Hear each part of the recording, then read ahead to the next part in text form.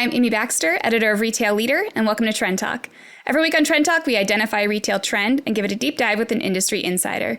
This week, we're chatting with a fast-growing multi-category home company, Parachute, to learn more about how the business has expanded into new categories amid a pandemic. My guest is Ariel Kaye, CEO and founder of Parachute. So welcome, Ariel. Thanks so much for joining me.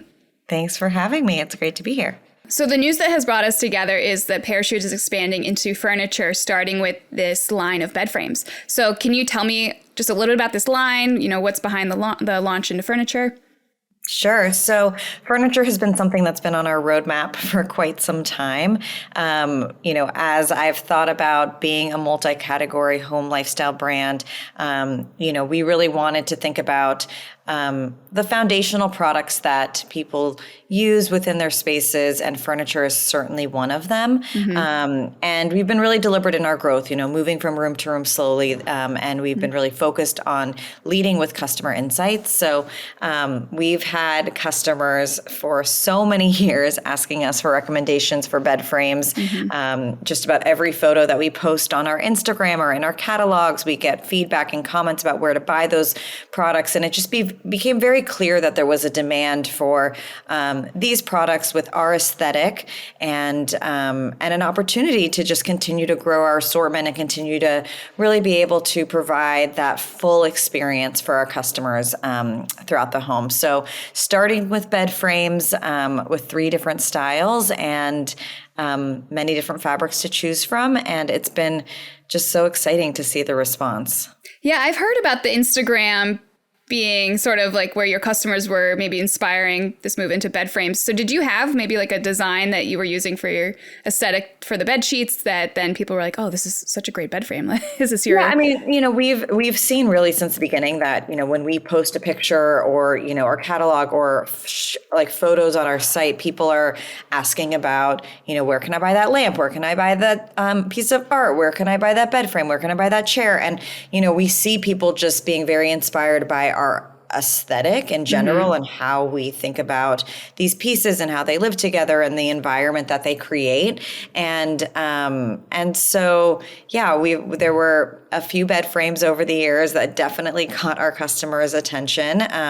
We kind of dipped our toes into furniture with collaborations in the past, and then decided that now was the time to really build our own collection. And we wanted to launch with upholstered furniture because mm-hmm. we are so known for our textiles, and it felt like the right merge and like marrying of the fabrics that people, have come to know and trust us, and then, the design and the aesthetic and furniture. But there will be many more styles to come. Yeah. Why is now a good time to launch the furniture category? We've been experiencing a lot of growth and momentum. We've now launched, this will be our 6th category in 3 years. So we've seen, as we've expanded into different categories, just how that impacts our growth overall. And I really believe that in order to build a true lifestyle brand, you need to continue to expand that assortment. It doesn't mean that you need a ton of products in each category, but to be able to curate and create a cohesive assortment, we just saw such potential upside there. And really, like I said, thousands and thousands of customers have requested these products from us. So, this whole collection was designed and developed prior to COVID. Mm-hmm. And so we certainly had to get creative and overcome, the logistical hurdles that everyone is facing in these categories to mm-hmm. bring them to life. But it felt like, the right time because of that demand, because of the growth, and because of the momentum. Great. Yeah, I want to ask you more about the logistical hurdles. But first, I think touching on COVID, there's definitely a big boost to the home goods and furniture categories from COVID because people are spending more time at home, had to ramp up their home offices pretty quickly. Yep. So has that trend continued, changed, evolved over the last 20 months? What have you seen? And then if things have changed a little bit from those initial pandemic adaptions that we were all making, what's fueling the demand for furniture now? Yeah, sure. So, later?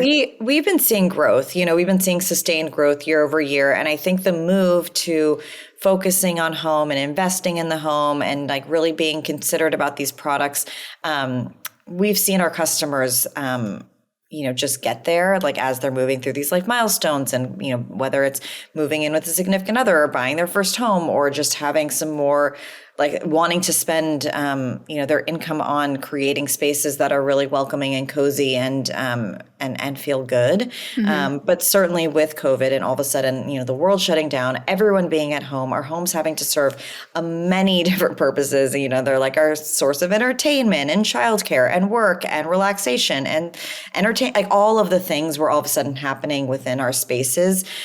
We did see an acceleration of people investing in these spaces and in their home and wanting to really make sure that they were living in a place that was really comfortable. And so home became like the center of activity, like in a way that no one has ever experienced. Yeah.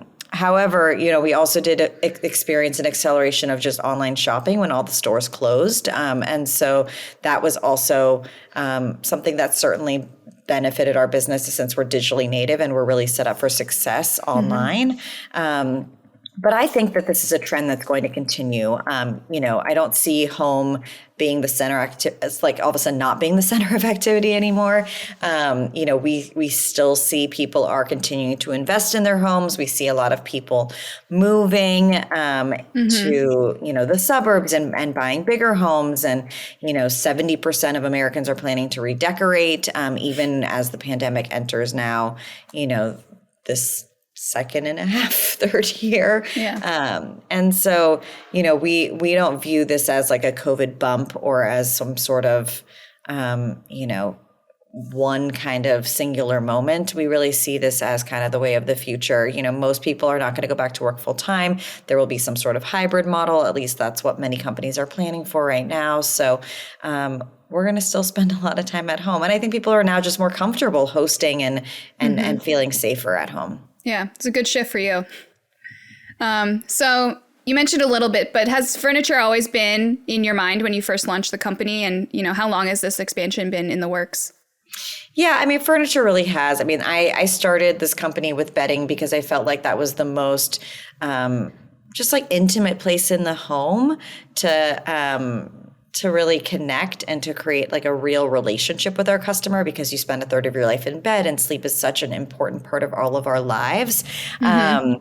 But I've been very kind of methodical and thoughtful as we've moved from category to category and room to room, wanting to still like focus on building that trust with our customers and build loyalty within the customer base so that as we do move from room to room, our customers keep coming back. And so, like I said, there's been this, long going recommendation, request for these products. And, so we really wanted to be able to fulfill that demand. And so, yeah, and like I said before, that was part of the reason why we decided to start with upholstered bed frames, because, these are the fabrics that we know and we've been working with for so many years.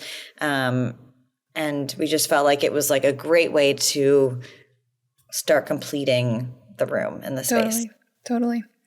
So even though there's textiles on these new bed frames and it's still very much in line with the, original bed linens and such, is launching into furniture very different? Like you have to make different considerations as that is a category from some of the other home goods or home lifestyle categories? Yes. How so? It has been, there have been plenty of challenges in launching new categories. Really every new category we launch has a unique set of challenges. When we first launched our Eco Comfort mattress, it was hard for us to find the right manufacturer that was like willing to use natural materials and meet our quality standards. And so, and then the logistics, of moving into white glove delivery and like setting up a mattress in our customer's home. That was kind of like our first peek into the challenges that furniture would have on the business.